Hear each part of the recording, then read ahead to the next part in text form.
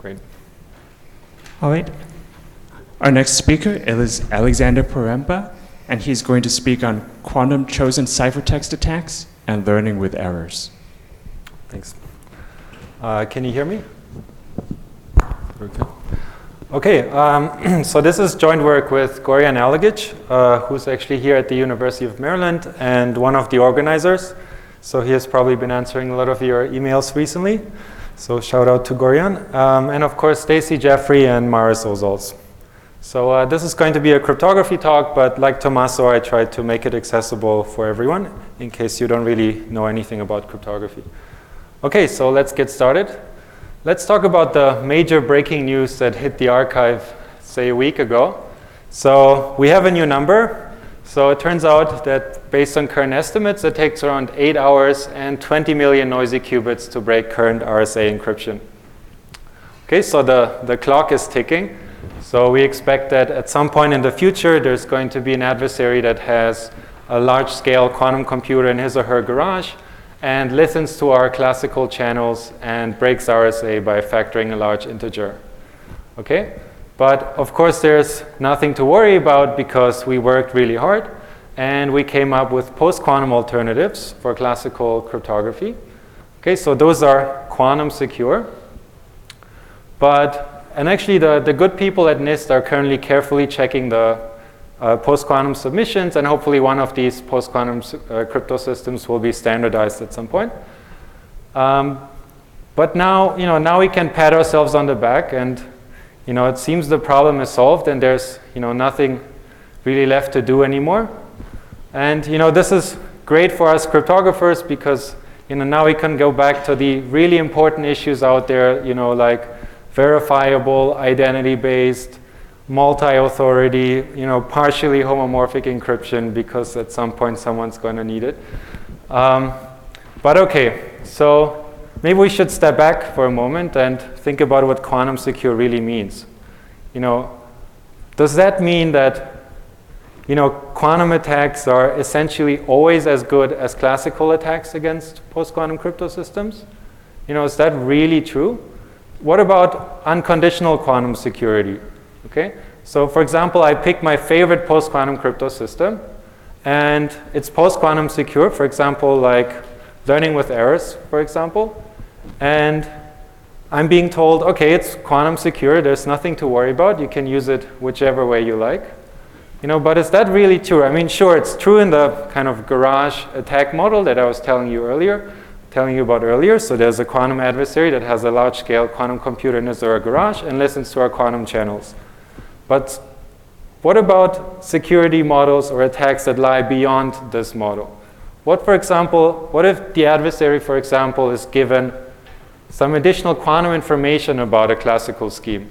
For example, consider the case where the adversary is given a quantum state, and this quantum state encodes decryptions of all ciphertext and superposition.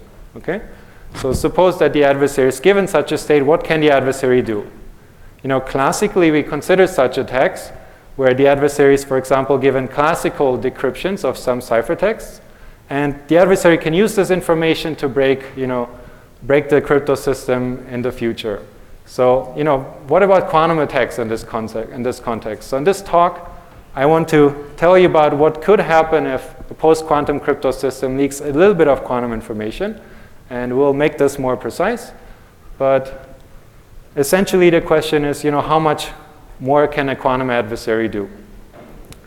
Okay, but before we go into any of this, let's maybe start with the basics. So not all of you work in cryptography, so maybe it's worth talking about what security in a quantum world means.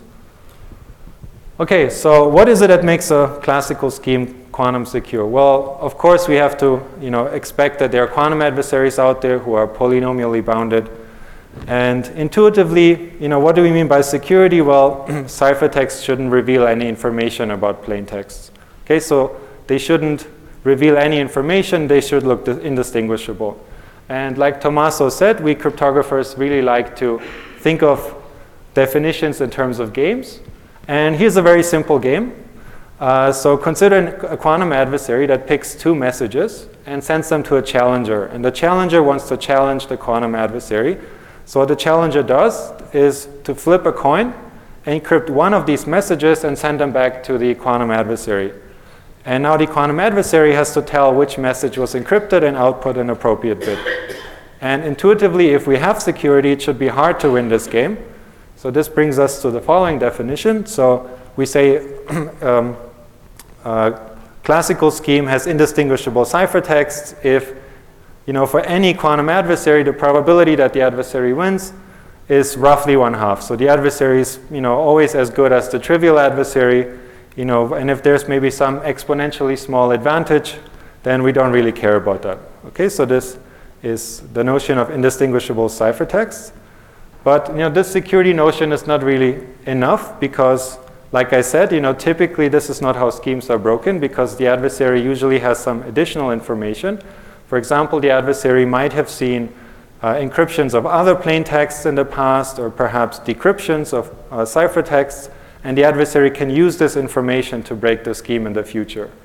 Okay, so this brings us closer to the next section. So now we're going to look at Chosen-Ciphertext attacks, but in the model where the adversary is quantum and can learn quantumly about a classical scheme. Okay, and this was first introduced by Boneh and Zandri around 5 years ago, and we'll look at a special security definition that we'll introduce step by step. Okay, so we're going to talk about non-adaptive quantum Chosen-Ciphertext attacks. So I'm going to define it step by step. So first notice that this looks pretty much like the game as before, but now it will be convenient for us to think of the adversary as the adversary before the adversary sees the challenge and after.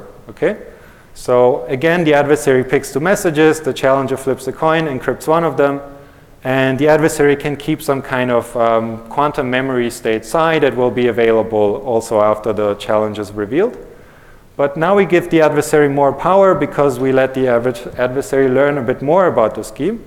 And what we'll do is we'll give the adversary access to oracles for encryption and decryption, okay, to kind of model the scenario where the adversary has knowledge about other encryptions and decryptions.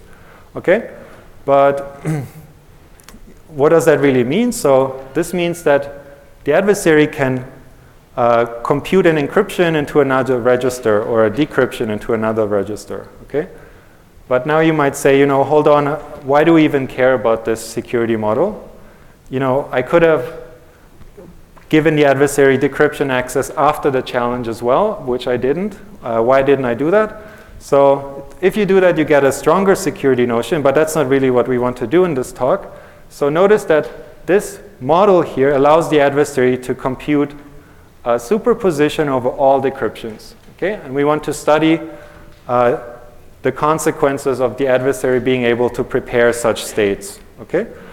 And then this brings us to the definition. So we say scheme pi is in QCCA1, so it's indistinguishable, or it has indistinguishability under non-adaptive quantum Chosen-Ciphertext attacks if, again, any adversary who is playing this security game is essentially the trivial adversary because, except for maybe some exponentially small advantage, the adversary cannot win. Okay, so I introduced this formal security notion, but, what next? So are there actually schemes that satisfy this? So this is the first thing I will show you. And after I show you that there's one scheme for which this is secure, and there are actually many others, I'll show you how you can break certain post-quantum crypto systems, assuming you're working in this very strong security model, okay? So let's prove security for a standard scheme. So all the cryptographers out there will recognize this. So this is kind of a textbook construction, okay? This is a construction based on pseudo-random functions, which are essentially just random-looking functions, okay? It's more like a function family, if you will. We want to encrypt a message, so how does that work? Suppose we want to encrypt a message M. What do? So we evaluate the pseudo-random function at some random string, which we call R. So we choose R at random from n-bit strings. And then we evaluate the pseudo-random function at this string. And then we add it into the message that we want to encrypt in order to scramble it. And we also publish the randomness that we used, okay? And this should look random to anyone who doesn't know the key because, the message is now scrambled with a random looking function. And how do we decrypt? Well, if we know the random string if we have the key, we can just call the function at this random string and add it back into this ciphertext, this scrambled message, and recover the message. Okay, great. We also have some computational assumptions because in this theorem that I'm going to prove, we required that these functions look random. So actually, we required that they look random to a quantum adversary. So they look random to any polynomially bounded quantum adversary. So they're computationally indistinguishable from a completely random function. Okay? So given these assumptions, we can prove that security holds for this construction. So remember that I defined this game that has kind of 2 rounds, and we have to prove that even if an adversary can talk to these wonderful oracles, there is still no way the adversary can actually succeed at the challenge. Okay? So just as a reminder, how does the whole security game play out? So we have an adversary, the adversary picks 2 messages, talks to encryption and decryption, and learns a bunch of stuff, and then stores it in his or her quantum data, which we call psi. And this data will be available as memory to the adversary once the adversary sees the actual challenge, and then the adversary has to decide which message was encrypted. Okay? Now, let's look at the proof. So we fix a polynomially bounded quantum adversary. The first thing we like to do in crypto is just to replace the pseudorandom function with a random function. Okay? Why can we do that? Well, we assume that it looks random to any polynomially bounded adversary, so the adversary wouldn't even know. And for the sake of the proof, the adversary can't really distinguish it, so we'll just use the perfect random function just to make things easier. Okay? Now, how can we prevent, or how can we prove that the adversary can't actually learn the relevant information to win the challenge?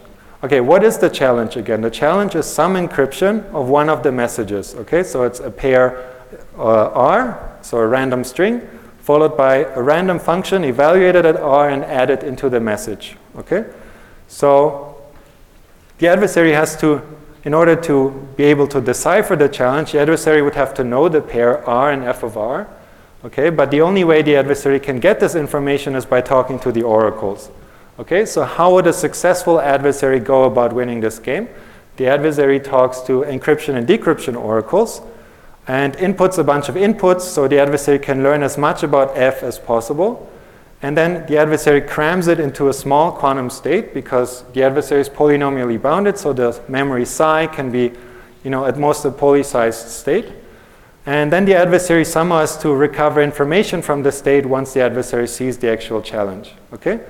So now if you paid attention, then you can notice that encryption will give you a random input-output pair if you give it some input, right? Because a random string is chosen and your message of choice is being encrypted. So with every encryption query, you can learn at most one input-output pair R, F of R, which is chosen at random. So you can query encryption a bunch of times and then store all the input-output values of F that you can see. And decryption is a bit more powerful because now you can, if you look at it closely, you can set this coefficient C in the decryption to the left. You can set it to 0 and just input a uniform superposition over all R. And what you'll get is a uniform superposition of all values of F. Okay? And this is pretty powerful. So the adversary would talk to this decryption oracle to learn all these values of F in superposition. Okay? Now a successful adversary would be able to take its quantum state psi and recover the input-output pair R, F of R given at the challenge, okay, which is totally random. Okay, this seems pretty hard. How do we prove that this is impossible with high probability? We'll use something called quantum random access codes, and they were studied by Ambinis and others, and they'll be really useful here. Okay, so here's how we'll do the proof. So here I just replaced, again, the pseudorandom function with the random function in red. And now we'll use quantum random access codes. Okay, this is step 2 in the proof, and this finishes the proof. Okay, what we'll do is we'll take the adversary and just embed it in a communication scheme between Alice and Bob, so a quantum random access code. And then we'll just argue that no one can succeed at quantum random access codes, okay? Because we find a bound and then show that this is hard, and the decoding advantage is always very small. Okay, let's look at the details. So how does a quantum random access code work? So suppose Alice and Bob want to communicate, and Alice has some really long string, X, and it's in some message space, and she wants to send it to Bob, but the message is very long, so Alice doesn't just want to send a message, so they want to be smart about it, so they use quantum information to do it. So Alice crams her state into psi, or her message into psi, and sends it to Bob, and hopefully Bob can then measure this state with some, say, 2 outcome measurement and recover the index, okay? The sort of arbitrary piece of the string, for example, an index j from the string, and then output the information that Alice was meaning to send. Okay, you can think of it as a game in which Bob is given a random index and Bob has to measure it, measure the state, and recover this index, okay? So here's what we proved in our paper. So we showed that the decoding advantage of a quantum random access code is always upper bounded by a quantity which is the square root of 1 over n, which is the length of the message, times log of d, where d is the dimension of the Hilbert space of the quantum state. Okay? And what does that mean for our security proof in the PRF construction? Well, now remember that the adversary tries to find pairs r and f of r of this function, but there are exponentially many such values, and the state is only of polynomial size. Okay, so it should be hard for the adversary just to extract this relevant information to win at the challenge. So if we just insert parameters here, n is exponentially small, and d is just a poly-sized state, size just a poly-sized state, so we get a negligible advantage, therefore the adversary can't do this. Okay, so if you don't like this, you can turn it around and say, if there's an adversary that can break the scheme, then we could use this adversary to construct a very powerful quantum random access code, which we know doesn't exist. Okay, this brings me to my final section. So now I've been talking about security models, and I'll show you how you can break post-quantum crypto in this very strong model. Okay, so we'll talk about learning with errors. And for those of you who haven't seen it before, I'll just briefly review it. So learning with errors is kind of the crowning achievement of post-quantum crypto. It's essentially just solving noisy linear equations modulo q. So you're given some coefficients and an inner product with some error on it, and you're supposed to solve it.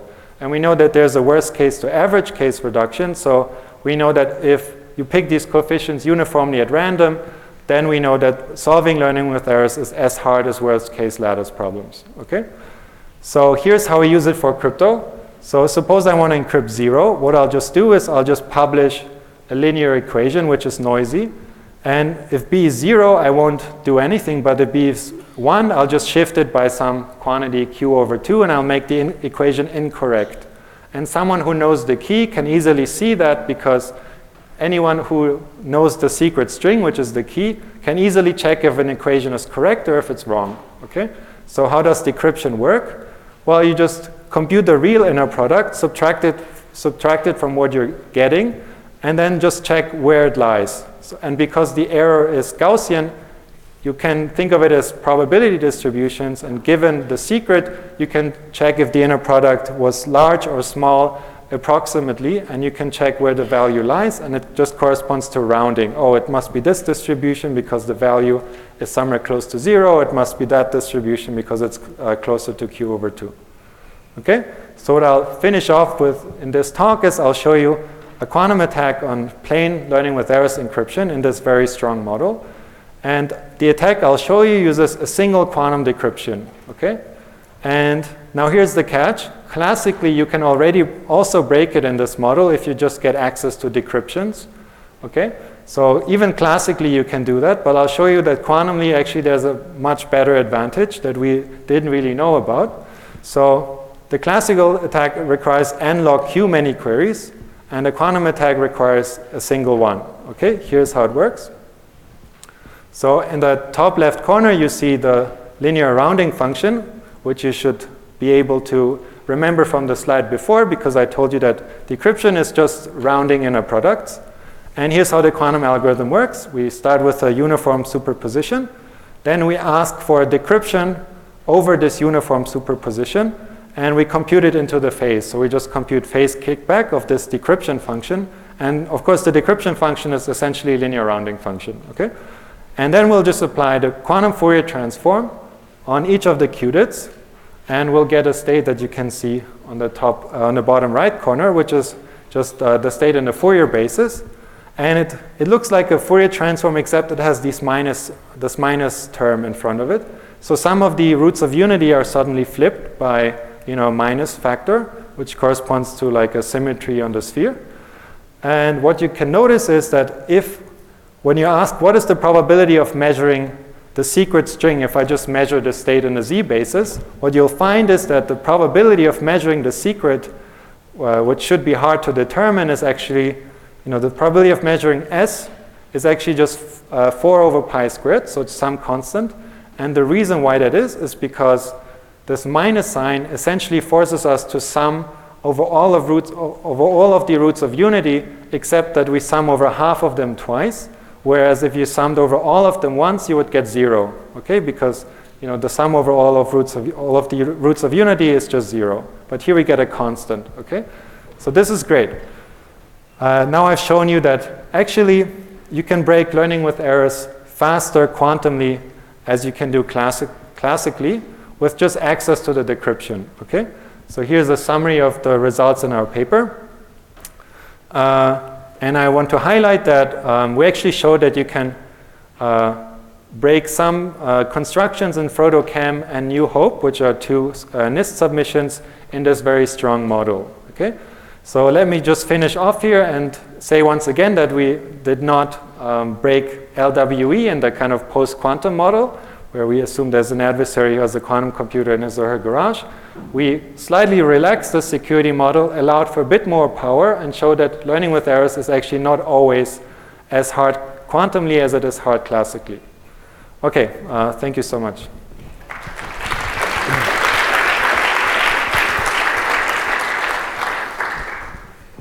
Any questions?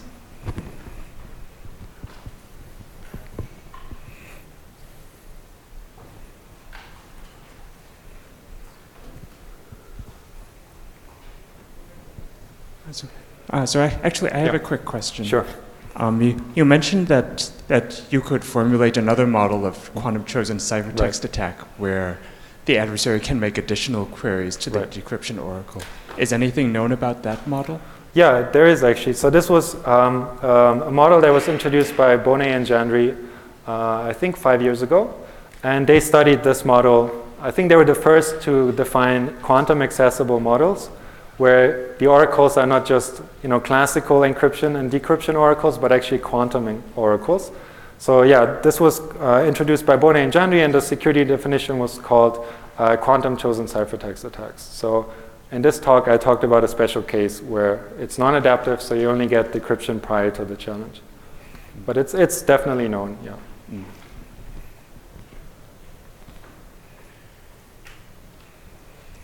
Other questions?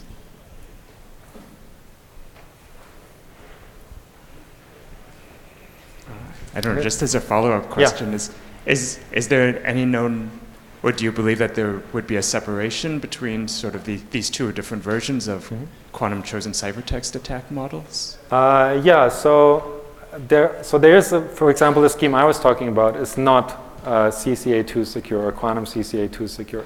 So the scheme I was presenting today is actually, it only satisfies the security I was talking about.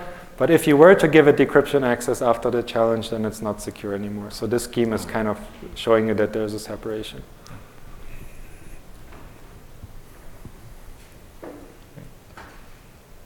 Third try? Right. If not, let's thank our speaker again. Let's thank all the speakers.